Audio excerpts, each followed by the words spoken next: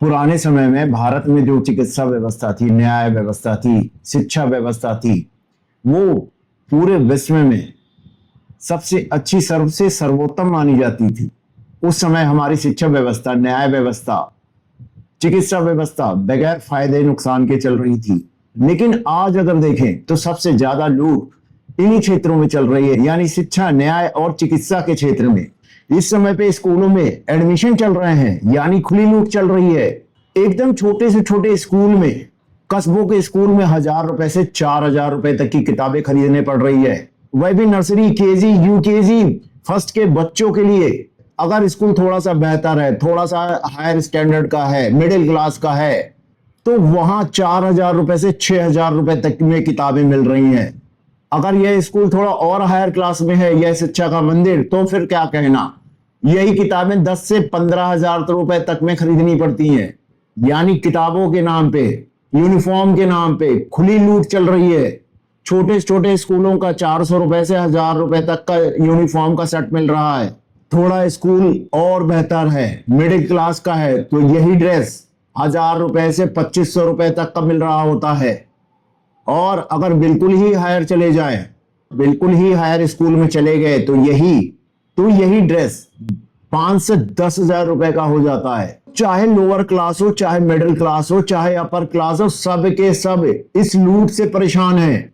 किताबों में लूट, यूनिफॉर्म में लूट, एडमिशन में लूट, फीस में लूट। कायदे से अगर देखें, बच्चे का अगर एक बार किसी स्कूल में एडमिशन हो गया है तो उससे दोबारा एडमिशन फीस नहीं लेनी चाहिए। लेकिन यहां पे भी लूट चल रही है। आपको हर साल एडमिशन फीस देनी पड़ती है। बच्चा एक क्लास को पास करके दूसरी क्लास में जाता है तो कायदे से एडमिशन फीस नहीं लेनी चाहिए दोबारा। अब ये जो एडमिशन फीस है वो एक ही बार लगनी चाहिए। बार बार एडमिशन फीस क्यों दे भाई? हमने तो स्कूल में एडमिशन ले लिया है, अब वहां पे हम पढ़ाई कर रहे हैं और एक क्लास पास करके दूसरी क्लास में गए तो फिर से हमें एडमिशन फीस देनी पड़ती है। आखिर क्यों? अब देखिए, अचंभित करने वाली बात तो ये है कि ये सब शिक्षा विभाग को पता है, शिक्षा मंत्री को पता है, शासन को पता है, सरकार को पता है, कलेक्टर को पता है, सबको पता है। लेकिन ये जो कोचिंग माफिया है, ये जो शिक्षा माफिया है, कोचिंग माफिया है, स्कूल माफिया है, जो किताब माफिया, इन्होंने पूरे सिस्टम को ही हाईजैक कर रखा है। और शासन प्रशासन सभी इस लूट को देख रहे हैं, फिर भी इस लूट को देखकर वो अनजान हैं, अनजान बने हुए हैं। अब भाई जनता क्या करे? जनता के पास तो कोई रास्ता ही नहीं है, कोई रास्ता ही नहीं बचा उसके लिए सिवाय लूटने के, तो वो लूट रहा है। और शासन प्रशासन ये सब देख रहे हैं, लेकिन इस ओर कोई कदम नहीं उठाया जा रहा है। और तो और, अगर कोई पेरेंट्स इसका विरोध करते हैं तो उसकी बेइज्जती की जाती है, उन्हें दुत्कारा जाता है कि जाओ, तुम्हारी हैसियत का ये स्कूल है ही नहीं, जाओ किसी दूसरे स्कूल में अपने बच्चे को पढ़ाओ, किसी सस्ते स्कूल में, ये तुम्हारी हैसियत का नहीं है, उसे भगा दिया जाता है वहां से। अब देखिए, किताबें एमआरपी में मिल रही होती हैं और आप उस पर मोल भाव भी नहीं कर सकते हैं।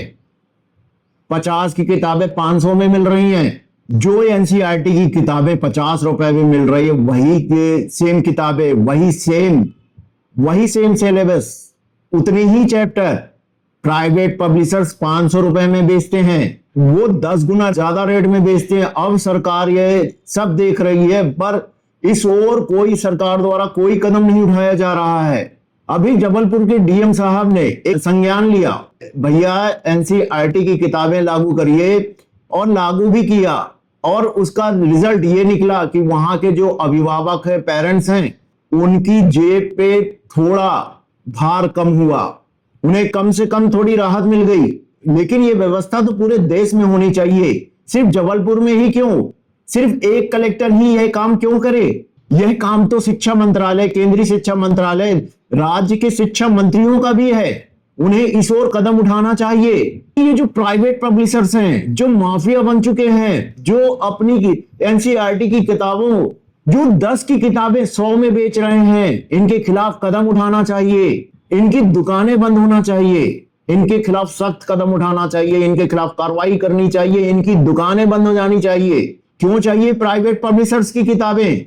एनसीईआरटी की किताबें तो 2 साल 3 साल 4 साल तक चल सकती हैं। वो बार बार सिलेबस नहीं चेंज करती हैं। अब देखिए इन प्राइवेट पब्लिशर्स का खेल, ये क्या करते हैं, ये एनसीईआरटी की किताबों में एक दो नया चैप्टर जोड़ देते हैं और फिर भैया अब तो नई किताबें खरीदनी पड़ेंगी, पुरानी किताबें नहीं चलेंगी, एक दो चैप्टर हटा देते हैं और उसे नया सिलेबस बना के पेश कर देते हैं।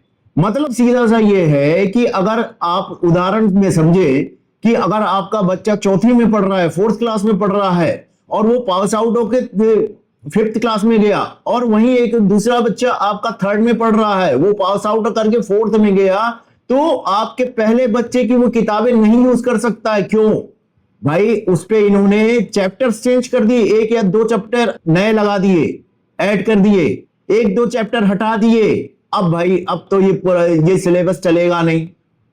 अब पुरानी वाली किताबों में तो वो सिलेबस है नहीं जो इन्होंने ऐड किया है या जो इन्होंने हटाया है, तो आपको मजबूरन नई किताबें खरीदनी पड़ेगी।